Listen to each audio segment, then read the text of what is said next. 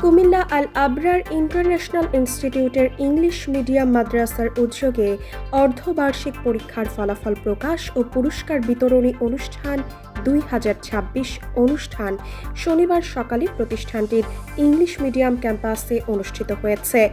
আল Abrar international institute chairman মাওলানা ইব্রাহিম খলিলের সভাপতিত্বে অনুষ্ঠানে প্রধান অতিথির বক্তব্য রাখেন ইবনে তাইমিয়া স্কুল অ্যান্ড কলেজ অধ্যক্ষ ডক্টর মোহাম্মদ শফিকুল আলম হেলাল।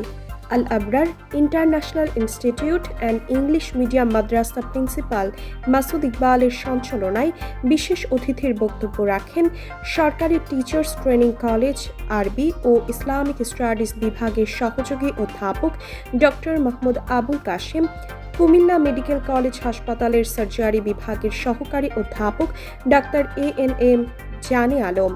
এই সময় উপস্থিত ছিলেন Al Abrar international institute and English medium Madrasa vice principal Hayatun Nabi Abir Majumdar, আলিয়া ও হিফজ শাখার অধ্যক্ষ মাওলানা ফয়খুর উদ্দিন, ভাইস প্রিন্সিপাল তরিকুল ইসলাম তারিক প্রমুখ।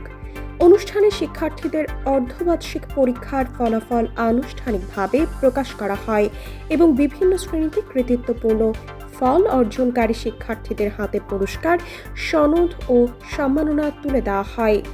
পাশাপাশি শিক্ষার্থীদের নৈতিক, আধুনিক ও মানসম্মত শিক্ষা অর্জনের মাধ্যমে আদর্শ নাগরিক হিসেবে গড়ে ওঠার আহ্বান জানান অতিথিবৃন্দ। অনুষ্ঠানটি শিক্ষক, শিক্ষার্থী, অভিভাবক এবং আমন্ত্রিত অতিথিদের প্রাণবন্ত উপস্থিতিতে উৎসব মুখর পরিবেশের সৃষ্টি হয়।